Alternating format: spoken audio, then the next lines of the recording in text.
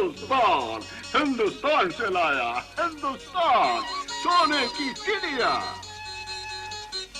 हाँ, dollar, dollar, सोना, हिंदुस्तान। भारत को सोने की चिड़िया जिस जमाने में कहते थे, वो बहुत पुराना जमाना था।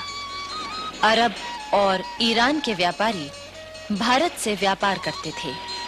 फिर वे माल लेकर यूरोप के देशों में जाते थे।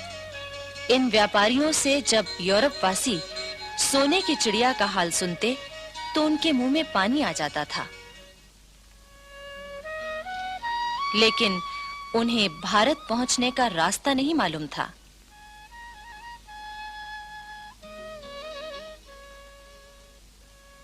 आखिर एक दिन कोलंबस नामक यात्री भारत की खोज के लिए निकला, लेकिन अफसोस, उसने पश्चिम का रास्ता पकड़ लिया और वो जा पहुंचा अमेरिका।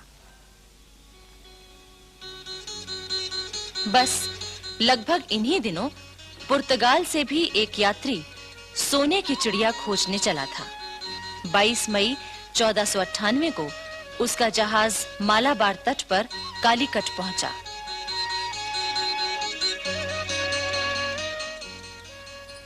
उस जहाज का कप्तान था वास्को डी गामा। अनेक मुसीबतों से जूझता हुआ वो भारत पहुंचा था। उस समय कालीकट में सामुरी नाम के राजा का शासन था।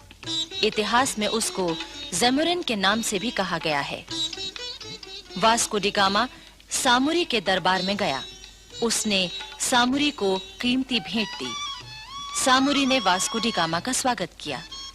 वास्को डी गामा ने सामुरी के राज्य में व्यापार करने की इजाजत मांगी, जो तुरंत ही मिल गई।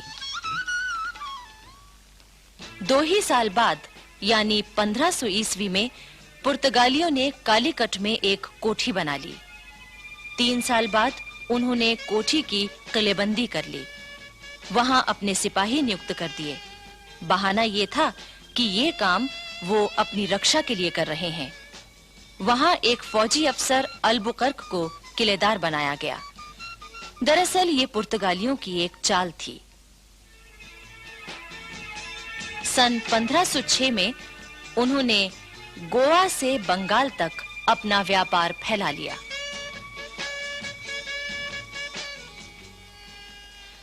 सत्रहवीं शताब्दी के प्रारंभ में हेक्टर नामक एक जहाज अंग्रेज व्यापारियों को लेकर भारत की ओर बढ़ने लगा। इन्होंने सन 1600 में महारानी एलिजाबेथ से आज्ञा लेकर एक व्यापारिक कंपनी बनाई थी, ईस्ट इंडिया कंपनी।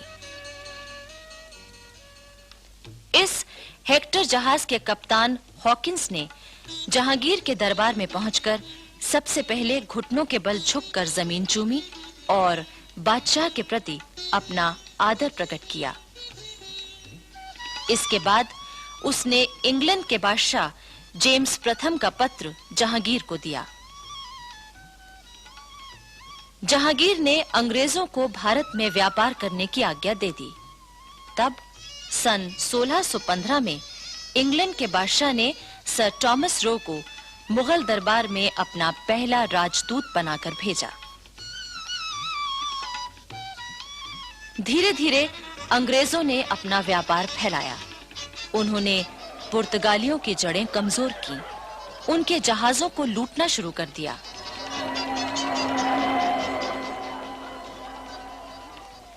औरंगजेब के समय में तो उन्होंने कोठियां भी कायम कर लीं और अपनी हिफाजत के लिए किलेबंदी भी कर ली। इसी बीच भारत में फ्रांसीसी भी आए। उन्होंने भी अपना व्यापार फैलाया और जड़ें जमानी शुरू कर दी। उस समय उनका मुखिया था दुमास। औरंगजेब की मृत्यु के बाद मराठों ने कर्नाटक पर हमला किया। फ्रांसीसी कंपनी के मुखिया ने अपने सिपाहियों के जरिए कर्नाटक के नवाब की मदद की। मराठे हार गए। कर्नाटक और दिल्ली के बादशाह दोनों ने खुश होकर दुमास को नवाब की उपाधि दे दी। 2000 सवारों का सेनापति भी बना दिया। सन 1741 में दुमास की जगह डुप्ले नामक फ्रांसीसी कंपनी का हाकिम बन गया।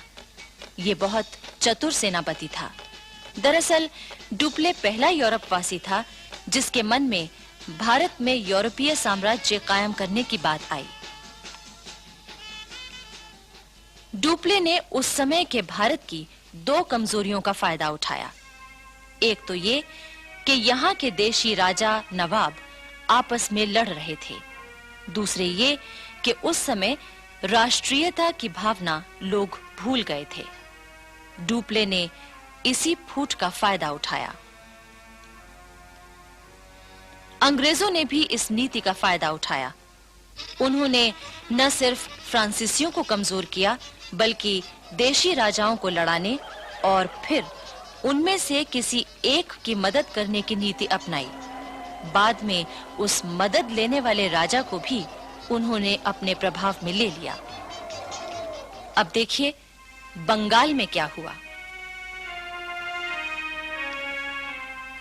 ये बात है 1755 की। उस समय बंगाल में नवाब अलीवर्दी खां का शासन था। अंग्रेजों ने अमीचंद नामक व्यापारी से मिलकर बंगाल पर हमला करने की तैयारी की, लेकिन बंगाल के शासक अलीवर्दी खां ने उनकी एक भी चाल न चलने दी। लेकिन अलीवर्दी खां बूढ़ा हो चुका था। उसने एक दिन अपने नवासे सिराजुद्दौला को अपने पास बुलाया। सिराजुद्दौला उस समय 24 बरस का था और वही अलीवर्दी खां का उत्तराधिकारी भी था। अलीवर्दी खां ने सिराजुद्दौला से कहा, बेटे, मुल्क के अंदर यूरोपियन कौमों की ताकत पर नजर रखना। रियासतों की घरेलू झगड़ों के बहाने इन लोगों ने मुगल शहंशाह का मुल्क और शहंशाह की रियाया का धन माल छीनकर आपस में बांट लिया है। इन तीनों यूरोपियन कौमों को एक साथ कमजोर करने का ख्याल ना करना। अंग्रेजों की ताकत बढ़ गई है। मेरे बेटे, उन्हें किले बनाने या फौजों को रखने की इजाजत ना देना। अगर तुमने ये गलती की तो मुल्क तुम्हारे हाथ से निकल जाएगा। अलीवर्दी खां की मृत्यु 10 अप्रैल 1756 को हुई और सिराजुद्दौला अपने नाना की गद्दी पर बैठा।